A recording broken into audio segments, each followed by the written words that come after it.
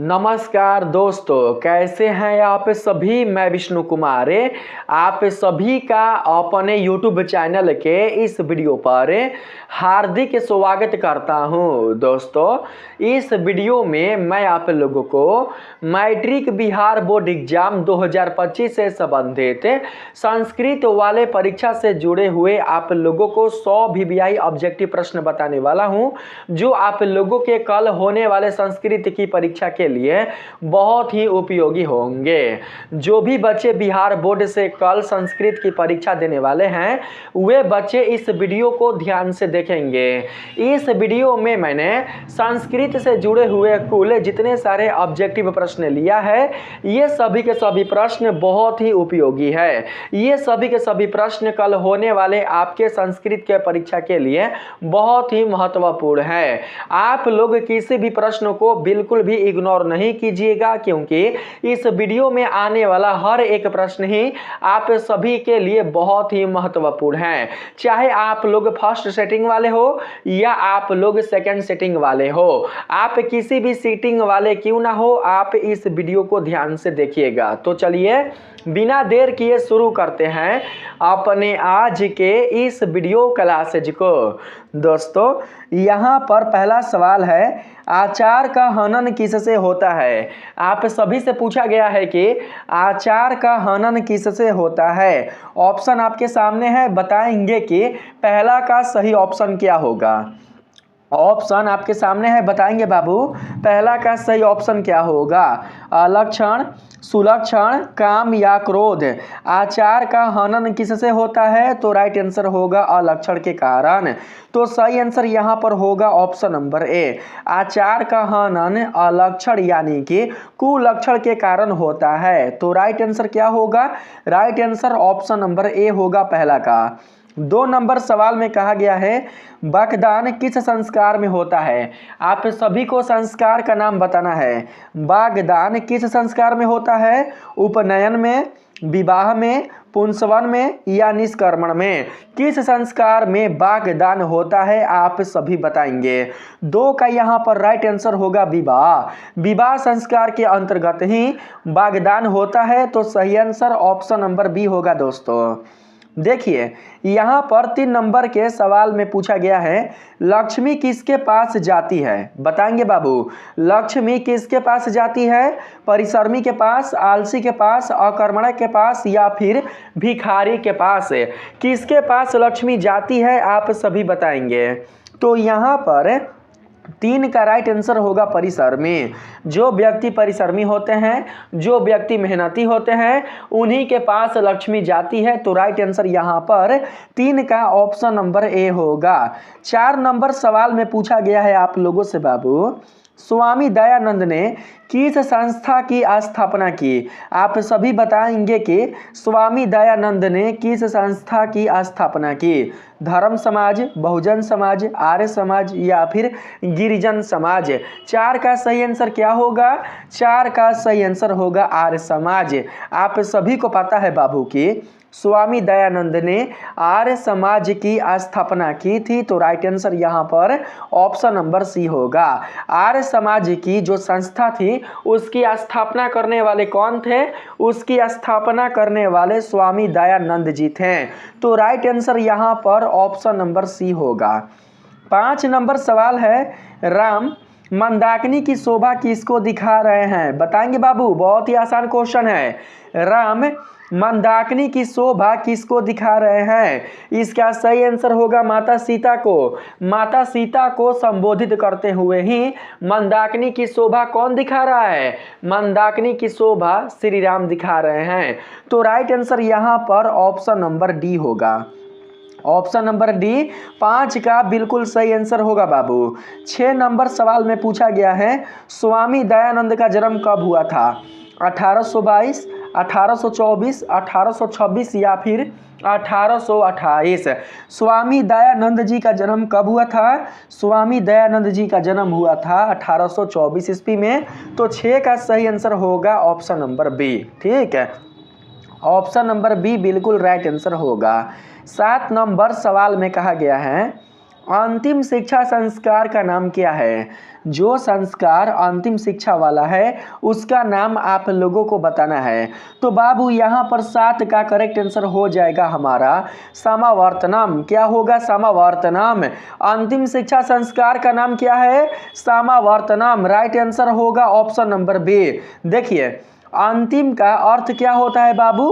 अंतिम का अर्थ होता है समाप्त। अंतिम का अर्थ क्या होता है? समाप्त। तो बाबू आप लोग स से क्या पकड़िएगा? देखिए समाप्त है ना, समाप्त। आप लोग सम से क्या पकड़ोगे? आप लोग सम से बाबू समावर्तन पकड़िएगा। क्या पकड़िएगा? समावर्तन। अंतिम शिक्षा संस्कार कौन है? तो समावर्तनम। सही आंसर 7 का ऑप्शन नंबर बी होगा। 8 नंबर सवाल है, यह संपूर्ण संसार किसके द्वारा अनुशासित है? यह संपूर्ण संसार किसके द्वारा अनुशासित है? आप सभी जानते हैं कि यह संपूर्ण संसार ईश्वर के द्वारा अनुशासित है। ईश्वर यानी कि परमात्मा। ईश्वर यानी कि परमात्मा। यहाँ पर 8 का राइट आंसर क्या होगा? तो ऑप्शन नंबर बी। ठीक है, परमात्मा के द्वारा अनुशासित है। यह संपूर्ण संसार किसके द्वारा अनुशासित है? तो यहाँ पर परमात्मा ही होगा। ऑप्शन नंबर बी बिल्कुल राइट आंसर होगा 8 का। ठीक है, आप लोग याद रखिएगा। लेकिन यहाँ पर साहित्य भी आया है बाबू, साहित्य भी आया है। अगर साहित्य आया है ना तो यहाँ पर आप लोग बाबू आप लोग साहित्य लेना। ठीक है, जैसे कि वेद है, वेद, तो वेद में सारा चीज बताया गया है कि हमें क्या करना चाहिए, क्या नहीं करना चाहिए, इस संसार में आने का हमारा प्रयोजन क्या है, ईश्वर क्या होते हैं, ईश्वर हमें क्यों जन्म देते हैं, ये सारा चीज हमें वेदों के माध्यम से मिलता है। यानी कि हमें सांस्कृतिक साहित्य के माध्यम से मिलता है। साहित्य के आधार पर ही हमारी जो प्राकृतिक है, हमारा जो समाज है, हमारा जो संसार है वो संचालित हो पा रहा है। और इसको चलाने वाला कौन है? इसको चलाने वाला परमात्मा है। तो बाबू यहाँ पर सही आंसर होगा 8 का साहित्य। यहाँ पर क्या होगा? साहित्य। यहाँ पर साहित्य होगा। ठीक है, यह संपूर्ण संसार किसके द्वारा अनुशासित है? तो साहित्य। Option number C right answer होगा। 9 नंबर सवाल में है, शास्त्र किसके लिए कर्तव्य और अकर्तव्य का विधान करते हैं? किसके लिए? दानवों के लिए, मानवों के लिए, छात्रों के लिए या फिर पशुओं के लिए? तो बाबू 9 का करेक्ट आंसर होगा मानवों के लिए। जो शास्त्र होते हैं वो मानवों के लिए ही कर्तव्य और अकर्तव्य का विधान करते हैं। तो राइट आंसर 9 का बाबू ऑप्शन नंबर बी होगा। यहाँ 10 नंबर में पूछा गया है, प्राचीन काल में शिष्य को क्या कहते थे? बहुत ही दोस्तों यह क्वेश्चन आप लोग पढ़ लिए होंगे। ठीक है, यानी कि आपने कई बार इस प्रश्न को पढ़ा होगा। आपको याद होगा बाबू कि प्राचीन काल में शिष्य को क्या कहा जाता है? प्राचीन काल में शिष्य को कहा जाता है ब्रह्मचारी। क्या कहा जाता है? ब्रह्मचारी। 10 का बिल्कुल राइट आंसर होगा बाबू ऑप्शन नंबर बी। तो आप लोग याद रखेंगे। 11 नंबर सवाल है, शास्त्र मानवों को किसका बोध कराता है? हर्तव्य का, धर्तव्य का, कर्तव्य का या मंतव्य का? 11 का सही आंसर होगा कर्तव्य अकर्तव्य का। जो शास्त्र होता है वो मानवों को कर्तव्य और अकर्तव्य का बोध कराता है। इसी में कर्तव्य और अकर्तव्य छिपा हुआ है बाबू। ठीक है, इसी में कर्तव्य और अकर्तव्य छिपा हुआ है। अगर हम इसको तोड़ेंगे तो हमें कर्तव्य और अकर्तव्य मिलेगा। जो शास्त्र होते हैं वो मानवों को कर्तव्य और अकर्तव्य का बोध कराते हैं। तो सही आंसर 11 का यहाँ पर हो जाएगा ऑप्शन नंबर सी। ठीक है, यहाँ 12 नंबर सवाल में कहा गया है, बैर से बैर का समन क्या है? बैर से बैर का समन क्या है? संभव, असंभव, नामभव या संभव? तो 12 का करेक्ट आंसर हो जाएगा बाबू यहाँ पर असंभव। देखिए बैर से कभी भी बैर को खत्म नहीं किया जा सकता है, झगड़े से कभी भी झगड़ा को खत्म नहीं किया जा सकता है, आग से कभी भी आग को नहीं बुझाया जा सकता है। तो यहाँ पर बाबू 12 का राइट आंसर क्या होगा? 12 का राइट आंसर होगा असंभव। अगर आप सोचिएगा कि हम झगड़ा से झगड़ा को खत्म कर दें तो ऐसा बिल्कुल भी संभव नहीं है। झगड़ा खत्म कैसे होगा? तो शांति से। ठीक है, अगर हम झगड़ा में शांति ला दें, अगर हम झगड़ा में शांत हो जाए, अगर हम झगड़ा में अपने को क्रोध को शांत कर दें तो झगड़ा शांत हो जाएगा। अगर आग में पानी डाल दें तो आग बुझ जाएगा, लेकिन अगर हम आग में और आग डालेंगे तो बिल्कुल भी आग नहीं बुझेगा, बल्कि आग और दहक जाएगा और उसका जो विस्तार होगा वो फैल जाएगा। आग बिल्कुल भी बुझने का नाम नहीं लेगा, आग को बुझाना असंभव हो जाएगा। तो यहां पर क्या होगा, यहां पर असंभव आपका बिल्कुल राइट आंसर होगा। बैर से बैर को कभी भी खत्म नहीं किया जा सकता है, तो राइट आंसर बाबू यहां पर ऑप्शन नंबर बी होगा। ठीक है, 13 नंबर सवाल है, नदियां नाम और रूप को छोड़कर किस में मिलती है? जो नदियां होती हैं वो अपने नाम और रूप को त्याग कर छोड़कर किस में मिल जाती है? तो समुद्र में। किस में? समुद्र में। तो 13 का राइट आंसर होगा ऑप्शन नंबर ए, समुद्र में मिल जाती है। जिस प्रकार से समुद्र दोस्तों विशाल होता है, जिस प्रकार से समुद्र अनंत होता है, ठीक है, इसी प्रकार से हमारे जो परमात्मा है वो भी विशाल है, उनका अस्तित्व विशाल है, उनका स्वरूप विशाल है। हमें भी अपने नाम और रूप को त्याग कर उस परमात्मा में मिल जाना चाहिए, जिस प्रकार से नदियां समुद्र में मिल जाती है। तो सही आंसर यहां पर क्या होगा? सही आंसर होगा बाबू 13 का ऑप्शन नंबर ए, समुद्र में। 13 का राइट आंसर क्या होगा? ऑप्शन नंबर ए। 14 नंबर सवाल में कहा गया है, महान से भी महान क्या है? महान से भी महान कौन है जी? ऋषि, दानव, देवता या आत्मा? महान से भी महान है आत्मा। 14 का सही आंसर क्या होगा? 14 का राइट आंसर होगा ऑप्शन नंबर ए, महान से महान कौन है? तो आत्मा। ऑप्शन नंबर ए बिल्कुल राइट आंसर होगा। 15 नंबर सवाल में कहा गया है, किसकी विजय नहीं होती है? सत्य की, असत्य की, धर्म की, सत्य और असत्य दोनों की। किसकी विजय नहीं होती है बाबू? तो असत्य की। असत्य की कभी भी विजय नहीं होती है। सत्य की, धर्म की, इन दोनों की विजय होती है, लेकिन बिल्कुल भी असत्य की विजय नहीं होती। तो सही आंसर 15 का हो जाएगा हमारा ऑप्शन नंबर बी। 16 नंबर सवाल है, राजशेखर का प्रमुख काव्य ग्रंथ कौन है? राजशेखर का प्रमुख काव्य ग्रंथ का नाम आप सभी को बताना है। तो 16 का यहाँ पर सही आंसर होगा बाबू काव्य मीमांसा। राजशेखर के प्रमुख काव्य ग्रंथ का नाम क्या है? तो काव्य मीमांसा। 16 का राइट आंसर होगा बाबू ऑप्शन नंबर बी। क्या होगा? Option number B. 16 का correct answer option number B होगा, काव्य मीमांसा। 17 नंबर सवाल में कहा गया है, अलसशाला में आग कब लगाई गई?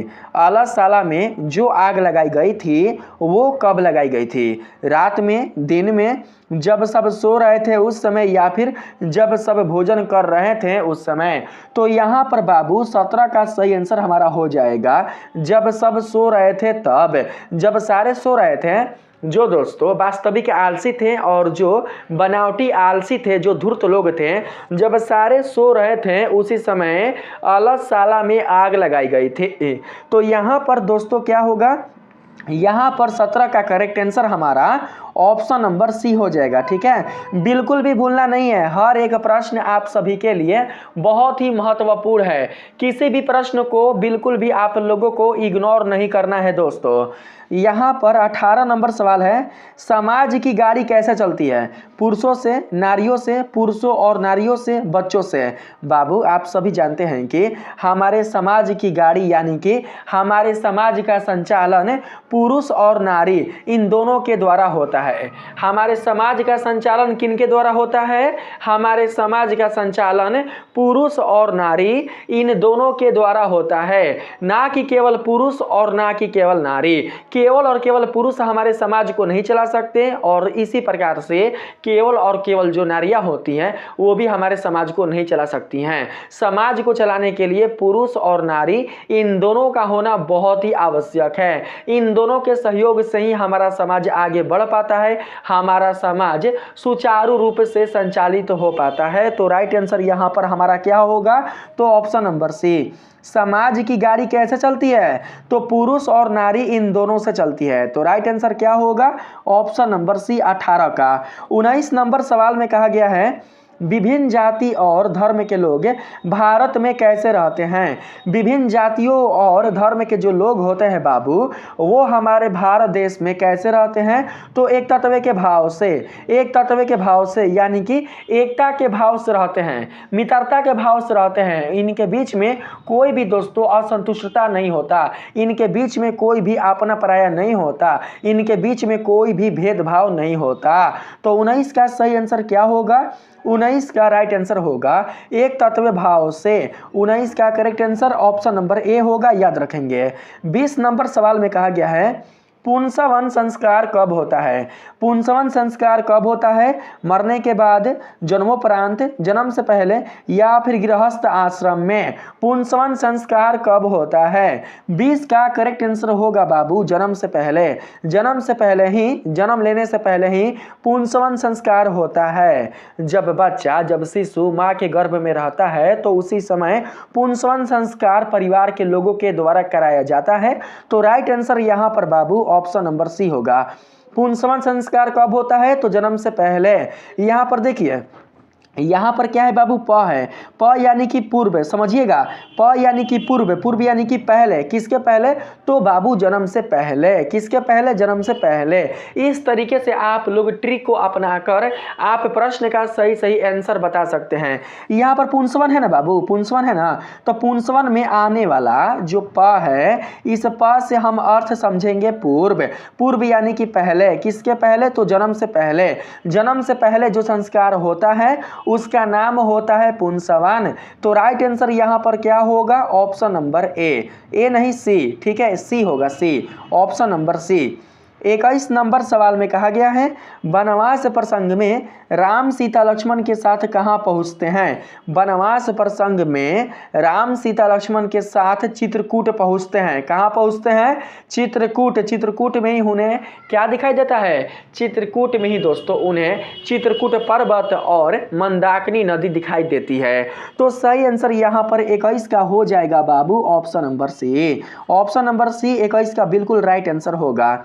22 नंबर सवाल है नर्क के द्वार कितने प्रकार के हैं जिनसे व्यक्ति का नाश होता है? नर्क के द्वार कितने प्रकार के हैं जिनसे व्यक्ति का नाश होता है? आप सभी को पता होगा कि नर्क के टोटल द्वार हैं 3, काम, क्रोध और लोभ। इन तीनों के कारण ही व्यक्ति का, मनुष्य का नाश हो जाता है। तो सही आंसर 22 का ऑप्शन नंबर सी होगा बाबू, ठीक है। नर्क के टोटल कितने द्वार हैं? तो 3। 22 का सही आंसर ऑप्शन नंबर सी होगा। 23 नंबर सवाल में पूछा गया है आधुनिक काल की संस्कृत लेखिकाओं में कौन अति प्रसिद्ध है? आधुनिक काल की संस्कृत लेखिकाओं में जो सबसे प्रसिद्ध है, आप सभी को उस लेखिका का नाम बताना है। तो यहाँ पर 23 का सही आंसर हमारा होगा बाबू छामाराव, पंडिता छामाराव। पंडिता छामाराव ही बाबू आधुनिक काल की संस्कृत लेखिकाओं में सबसे प्रसिद्ध लेखिका है। तो राइट आंसर हमारा ऑप्शन नंबर सी करेक्ट होगा। 24 नंबर सवाल में बाबू पूछा गया है वस्तुतः इस समय संसार किस महासागर के कुल मध्य स्थित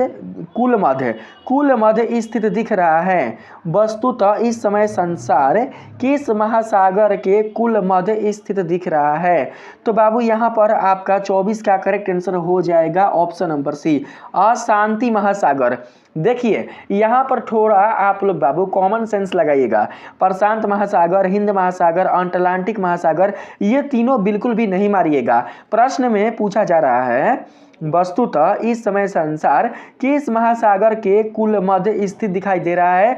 तो अशांति महासागर के, यानी कि किसी भी देश में बिल्कुल भी शांति नहीं है, बिल्कुल भी संयम नहीं है, बिल्कुल भी धैर्य नहीं है, बिल्कुल भी प्रेम नहीं है।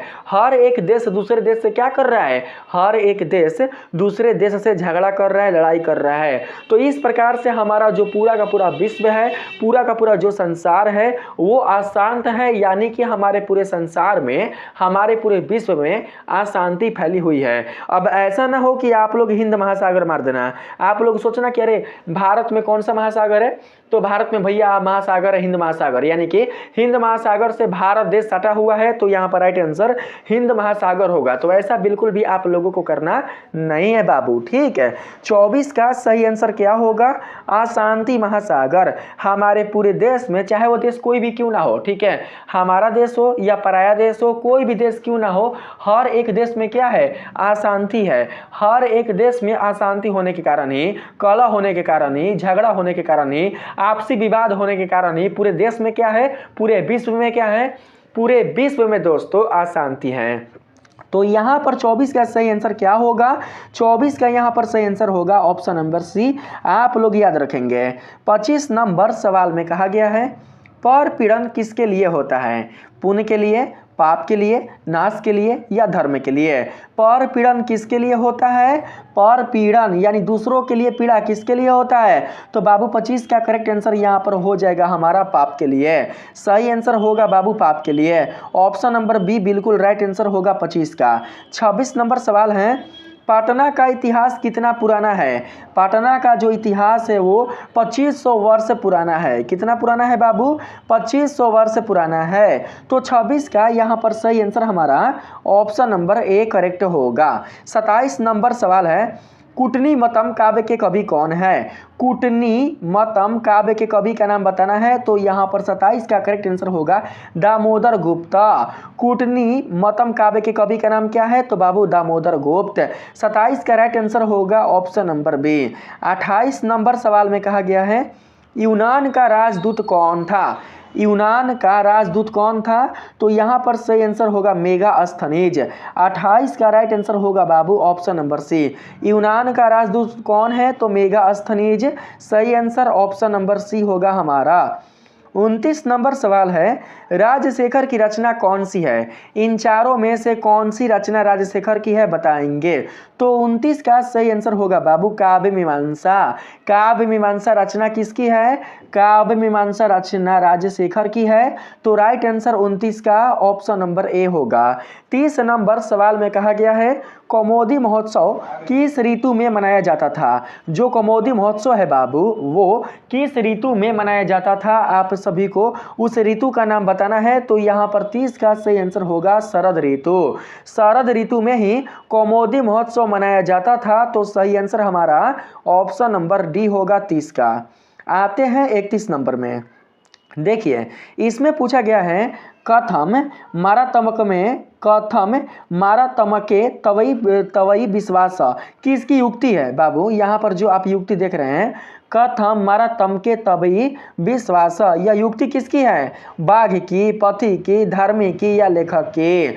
तो 31 का करेक्ट आंसर होगा बाबू पथिक की। सही आंसर क्या होगा, पथिक की। ऑप्शन नंबर बी बिल्कुल सही आंसर होगा। पथिक नहीं कहा था कि मैं कैसे विश्वास करूं, कहीं तू मुझे मार दिए तो राइट आंसर यहाँ पर क्या होगा बाबू, सही आंसर यहाँ पर पथिक होगा। ऑप्शन नंबर बी बिल्कुल राइट होगा।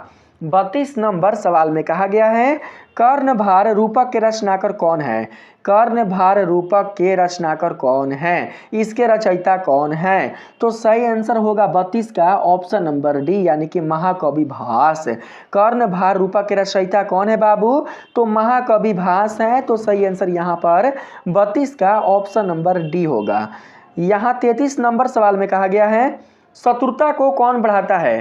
शत्रुता को कौन बढ़ाता है बाबू, अहिंसा, परोपकार, परमार्थ या स्वार्थ। शत्रुता को कौन बढ़ाता है, शत्रुता को बढ़ाने वाला कौन है इन सभी में से, शत्रुता यानी कि दुश्मनी को बढ़ाने वाला जो है वो क्या है बाबू, वो है यहाँ पर स्वार्थ। स्वार्थ के कारण ही जो शत्रुता है वो बढ़ता है, तो 33 का राइट आंसर यहाँ पर क्या होगा, ऑप्शन नंबर ए होगा। आप लोग याद रखेंगे, ठीक है। 34 नंबर सवाल में आते हैं। इसमें आप सभी से पूछा गया है बृहत संहिता के रचनाकर कौन है। बृहत संहिता के रचनाकर का नाम आप सभी को बताना है। यहाँ पर बराहमिहिर होगा, आर्यभट्ट होगा, बादरायण होगा या कणाद होगा। बृहत संहिता के रचनाकर कौन है, 34 का सही आंसर बताएंगे। बृहत संहिता के रचनाकर कौन है, बृहत संहिता के रचनाकर का जो नाम है वो है बराहमिहिर। क्या है, बराहमिहिर। बृहत संहिता के रचनाकर का नाम क्या है, बराहमिहिर। 34 का राइट आंसर ऑप्शन नंबर ए होगा। 35 नंबर सवाल में कहा गया है नदियाँ समुद्र में कैसे मिलती है। बहुत ही आसान क्वेश्चन है। नदियाँ समुद्र में अपने नाम और स्वरूप को यानी कि अपने रूप को त्याग कर छोड़कर मिल जाती है। तो सही आंसर यहाँ पर क्या होगा, ऑप्शन नंबर सी। ना केवल नाम को, ना केवल रूप को, नाम और रूप इन दोनों को त्याग कर, इन दोनों को छोड़कर समुद्र में मिल जाती है। तो यहाँ पर साथ है, साथ को नहीं लेंगे, छोड़ कर लेंगे, ठीक है। नाम और रूप को छोड़कर नदियाँ समुद्र में मिल जाती है। तो राइट आंसर 35 का ऑप्शन नंबर डी होगा दोस्तों। 36 नंबर सवाल में आते हैं। इसमें कहा गया है ऋषिया आदि परनीत को क्या कहते हैं। ऋषिया आदि परनीत को क्या कहते हैं।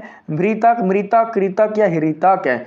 ऋषिया आदि परनीत को क्या कहते हैं। तो 36 का सही आंसर होगा कृतक। क्या कहते हैं, कृतक। Right answer option number C होगा, याद रखेंगे बाबू। ऋषिया आदि परनीत को कहा जाता है कृतक। तो 36 का राइट आंसर यहाँ पर ऑप्शन नंबर सी होगा। हर एक प्रश्न दोस्तों इंपॉर्टेंट है, आप लोग हर एक प्रश्न को पढ़कर उसके उत्तर को याद करते चलिएगा। 37 नंबर सवाल है मीमांसा दर्शन के रचनाकार कौन है। मीमांसा दर्शन के रचनाकार का नाम बताना है जी। जैमिनी है, पाणिनि है, पराशर है या फिर सुश्रुत है। मीमांसा दर्शन के रचनाकार का नाम क्या है। मीमांसा दर्शन के रचनाकार का नाम है जैमिनी। क्या है, जैमिनी। मीमांसा दर्शन के रचनाकार कौन है, तो जैमिनी। 37 का राइट आंसर होगा बाबू यहाँ पर ऑप्शन नंबर ए, ठीक है, याद रखेंगे। 38 नंबर सवाल है प्राचीन काल में शिष्यों को क्या कहा जाता था। प्राचीन काल में शिष्यों को कहा जाता था ब्रह्मचारी। सही आंसर ऑप्शन नंबर बी होगा। 39 नंबर सवाल है नीति श्लोक का पाठ किस ग्रंथ से संकलित है। आप सभी को बाबू उस ग्रंथ का नाम बताना है जहां से नीति श्लोक का पाठ संकलित है। तो यहाँ पर दोस्तों 39 का राइट आंसर क्या होगा, यहाँ पर 39 का सही आंसर क्या होगा, तो 39 का करेक्ट आंसर होगा विदुर नीति से। नीति श्लोक का पाठ विदुर नीति ग्रंथ से संकलित है। तो बाबू यहाँ पर सही आंसर क्या होगा, तो ऑप्शन नंबर ए, ठीक है, ऑप्शन नंबर ए याद रखेंगे।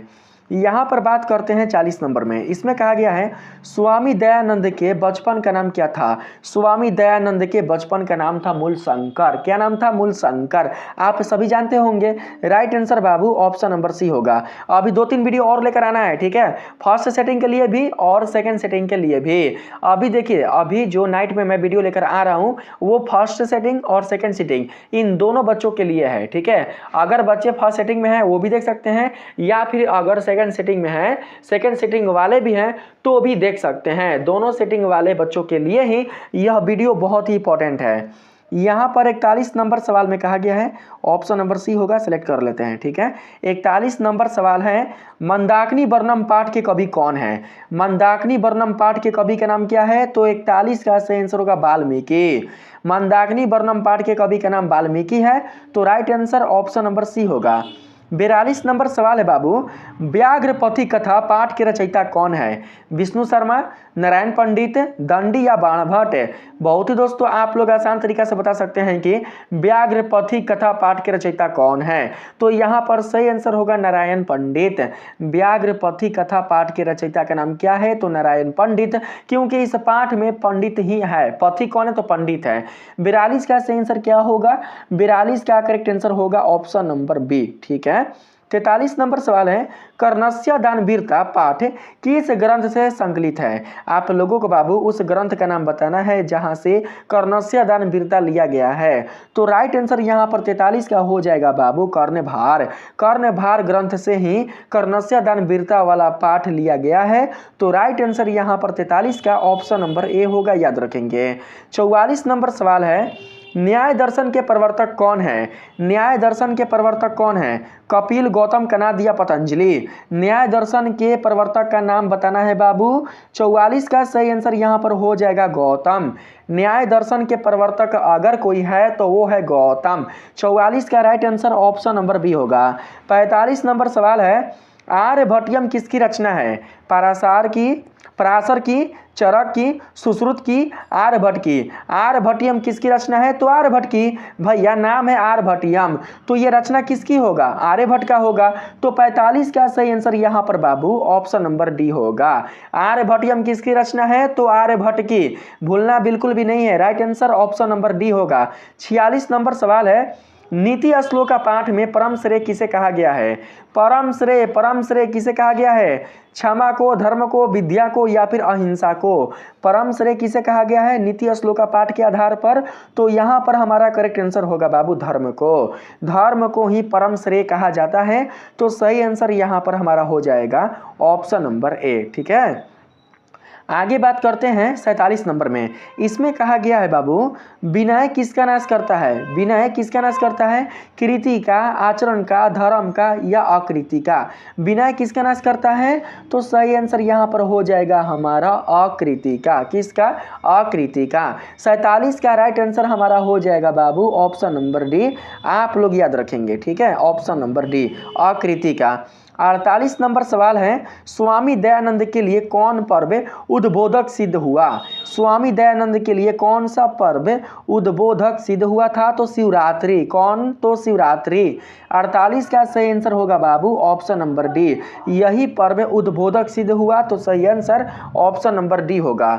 49 नंबर सवाल में कहा गया है, दान किसको देना चाहिए? दान किसको देना चाहिए जी? दान देना चाहिए दरिद्र को। किसको? दरिद्र को। 49 का सही आंसर होगा option number B. Option number B 49 का बिल्कुल राइट आंसर होगा। 50 नंबर सवाल है, अपने और पराये की गणना कौन करता है? अपने और पराये की गणना करने वाला जो व्यक्ति होता है वो दोस्तों नीच हृदय वाला होता है। तो यहाँ पर 50 का करेक्ट आंसर हो जाएगा संकुचित हृदय वाला, यानी कि नीच हृदय वाला, नीच बुद्धि रखने वाला, जिसकी बुद्धि नीच होती है, जो अधम होता है, जिसके विचार बिल्कुल भी अच्छे नहीं होते हैं, वही व्यक्ति अपना और पराया करता है। तो राइट आंसर यहाँ पर 50 का ऑप्शन नंबर बी होगा। 51 नंबर सवाल में पूछा गया है, नेस्यति किस लकार का रूप है? बाबू अब व्याकरण का क्वेश्चन स्टार्ट हो चुका है। ठीक है, नेस्यति किस लकार का रूप है बताना है आप सभी को। नेस्यति जो है वो लट लकार है, लड लकार है, लोट लकार है या फिर लिरिट लकार है? तो 51 का करेक्ट आंसर होगा यहाँ पर लिरिट लकार। नेस्यति कौन सा लकार है? तो लिरिट लकार। राइट आंसर बाबू ऑप्शन नंबर डी होगा 51 का। 52 नंबर सवाल है, कुरु किस लकार का रूप है? कुरु किस लकार का रूप है बाबू? कुरु किस लकार का रूप है? 52 का यहाँ पर सही आंसर होगा हमारा लोट लकार। ठीक है, लोट लकार। लोट लकार का रूप कौन है? तो कुरु। सही आंसर होगा ऑप्शन नंबर सी। ठीक है, 53 नंबर सवाल में आते हैं, पितरा किस विभक्ति का रूप है? प्रथमा, चतुर्थी, तृतीया या पंचमी? पितरा किस विभक्ति का रूप है? तो 53 का सही आंसर यहाँ पर होगा हमारा तृतीया। पितरा जो है बाबू वो तृतीया विभक्ति का रूप है। तो राइट आंसर हमारा ऑप्शन नंबर सी होगा, ऑप्शन नंबर सी। यहाँ 54 नंबर सवाल है, लता शब्द के तृतीय बहुवचन में क्या होगा? लता शब्द का तृतीय बहुवचन क्या होगा? लते, लताभ्य, लताभिय, लतानाम। तृतीय बहुवचन बताना है बाबू। तो 54 का करेक्ट आंसर हो जाएगा बाबू लताभिय। क्या होगा? लताभिय। सही आंसर 54 का होगा ऑप्शन नंबर सी। 55 नंबर सवाल में कहा गया है, अनेन पद का मूल रूप क्या है? अनेन पद का मूल रूप अस्मद है, ईदम है, ईदम है, अदम है। तो 55 का सही आंसर बाबू यहाँ पर हो जाएगा ईदम। कौन? तो पुरुष वाला। यहाँ पर ईदम है स्त्री वाला, लेकिन यहाँ पर ईदम है पुरुष वाला। तो यहाँ पर राइट आंसर होगा बाबू ईदम पुरुष वाला। अनेन पद का मूल रूप ईदम होता है। कौन सा वाला? तो पुरुष वाला। Right answer option number B होगा, याद रखेंगे। 56 नंबर सवाल है, हिमालयात गंगा प्रभावती में कौन सी विभक्ति है?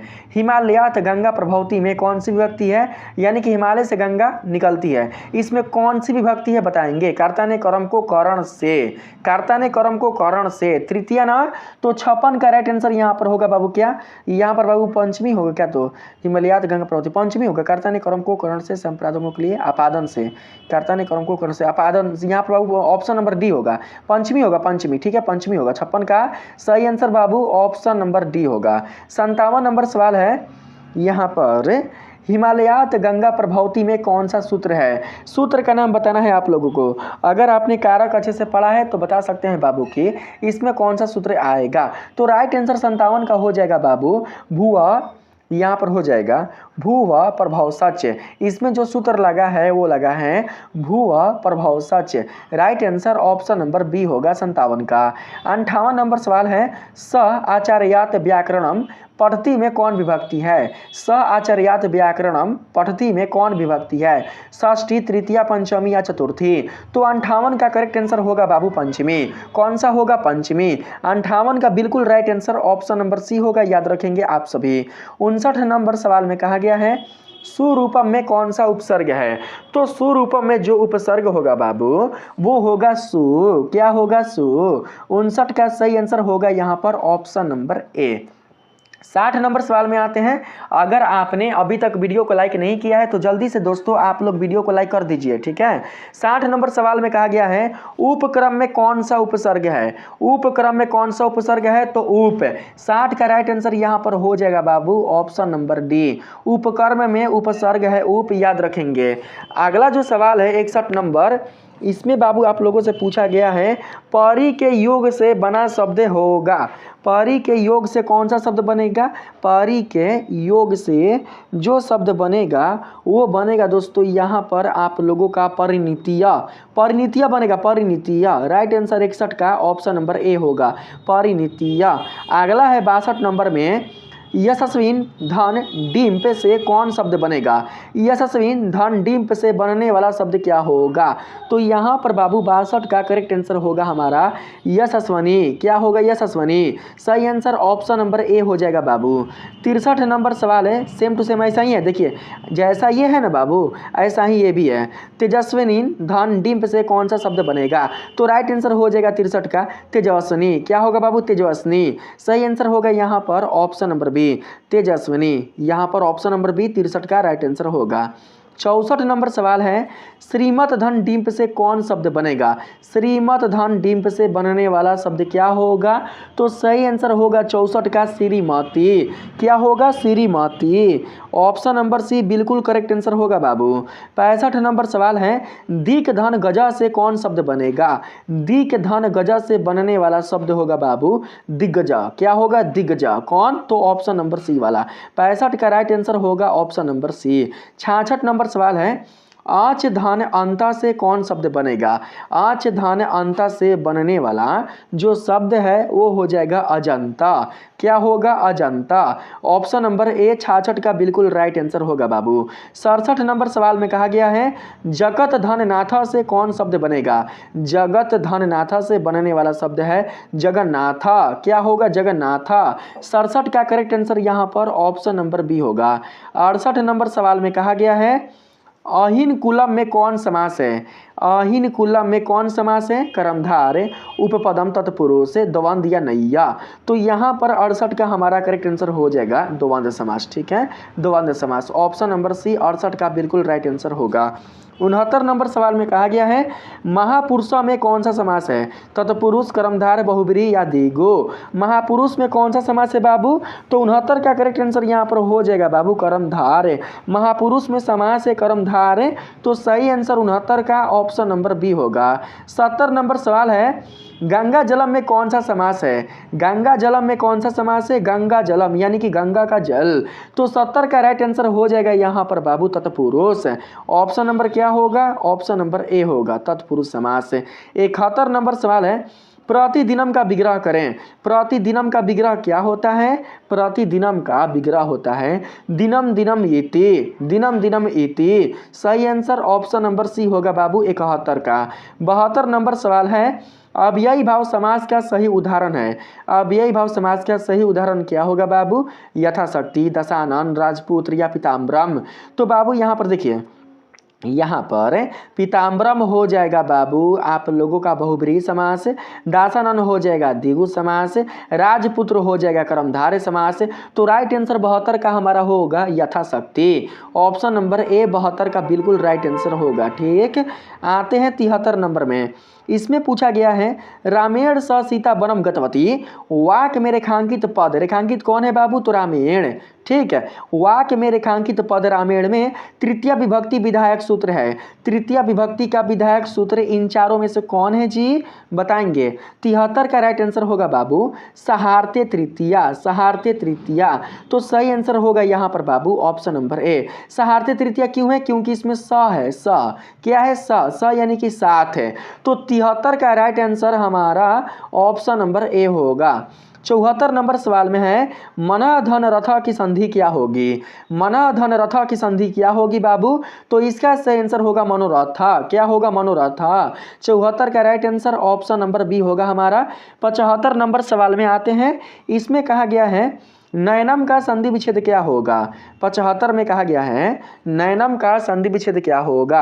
नैनम का संधि विच्छेद होगा बाबू यहाँ पर ने धन अनम, हाँ ने धन अनम होगा, ने धन अनम। 75 का करेक्ट आंसर हो जाएगा ऑप्शन नंबर बी, ने धन अनम, option number B right answer होगा।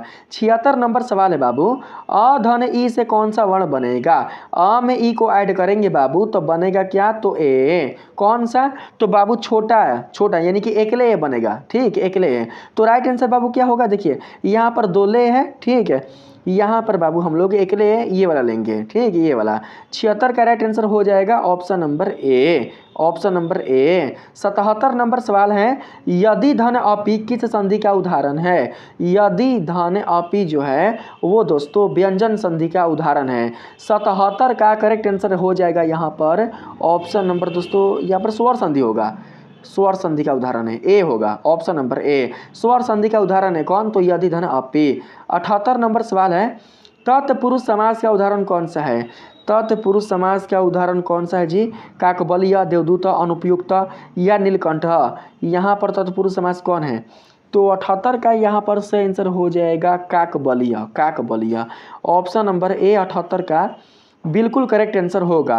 79 नंबर सवाल है अपवर्गीय तृतीय सूत्र का उदाहरण इन चारों में से कौन है। इन चारों में से कौन है बाबू, मासम व्याकरण अधितम होगा, या महयाम गतम धार्यति होगा, सतम धार्यति होगा, या फिर नरेशु उत्तम नर होगा, या फिर तेन मासेन व्याकरण पठितम होगा। 79 का करेक्ट आंसर बताएंगे बाबू। 79 का करेक्ट आंसर होगा तेन मासेन व्याकरण पठितम। 79 का सही आंसर ऑप्शन नंबर डी होगा बाबू। 80 नंबर सवाल है बाड़ेन विधा का समस्त पद कौन सा होगा। बाड़ेन विधा का समस्त पद क्या होगा जी, तो सही आंसर यहाँ पर होगा हमारा बाण विधा। क्या होगा, बाण विधा। सही आंसर यहाँ सही आंसर बाबू ऑप्शन नंबर आपका सी होगा। 81 नंबर सवाल में कहा गया है मानव पद में किस तद्धित प्रत्यय का प्रयोग हुआ है। मानव पद में जो तद्धित प्रत्यय आया हुआ है उसका नाम आप सभी को बताना है। तो 81 का यहाँ पर करेक्ट आंसर होगा बाबू आन। क्या होगा, आन। तो राइट आंसर बाबू ऑप्शन नंबर ए होगा। 82 नंबर सवाल है गुरुवा प्रश्नम पृच्छन्ति रेखांकित पद में कौन सी विभक्ति है। यहाँ पर गुरुवा में कौन सी विभक्ति है बताएंगे। गुरुवा में कौन सी विभक्ति है, तो 82 का सही आंसर होगा यहाँ पर प्रथमा, प्रथमा विभक्ति है। ठीक है, ऑप्शन नंबर ए बिल्कुल सही आंसर होगा। 83 नंबर सवाल है बाबू रागी किस विभक्ति का रूप है। रागी किस विभक्ति का रूप है, पंचमी, सप्तमी, चतुर्थी या द्वितीय। तो यहाँ पर 83 का राइट आंसर होगा हमारा ऑप्शन नंबर बी यानी कि सप्तमी। सप्तमी विभक्ति का रूप कौन है, तो रागी। 84 नंबर सवाल है अस्मद सर्वनाम शब्द का षष्ठी विभक्ति है। अस्मद सर्वनाम शब्द का षष्ठी विभक्ति क्या होगा, तो 84 का सही आंसर होगा बाबू अस्माकम। क्या होगा, अस्माकम। अस्मद सर्वनाम शब्द का षष्ठी विभक्ति अस्माकम होगा। तो 84 का सही आंसर ऑप्शन नंबर ए ले लेंगे। 85 नंबर सवाल है बाबू नदीसु गंगा पवित्रतमा अस्ति। नदीसु गंगा पवित्रतमा अस्ति वाक्य में रेखांकित पद में कौन सी विभक्ति है, प्रथमा, सप्तमी, तृतीय या पंचमी। तो 85 का यहाँ पर करेक्ट आंसर हो जाएगा हमारा सप्तमी। क्या होगा बाबू, सप्तमी। 85 का बिल्कुल सही आंसर यहाँ पर ऑप्शन नंबर बी होगा बाबू। 86 नंबर सवाल में कहा गया है भवामी किस धातु का रूप है।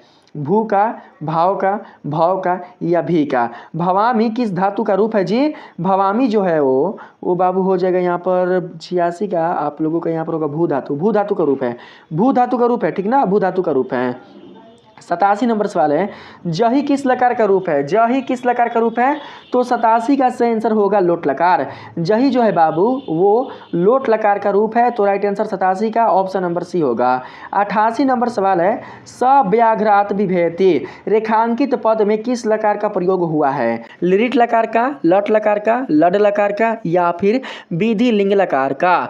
तो यहाँ पर 88 का करेक्ट आंसर हो जाएगा लट लकार का। 88 का करेक्ट आंसर क्या होगा, तो ऑप्शन नंबर बी।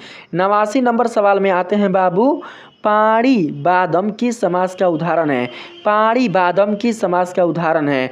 तो नवासी का करेक्ट आंसर यहाँ पर हो जाएगा हमारा बाबू ऑप्शन नंबर बी, यानी कि द्वंद्व समास का उदाहरण है।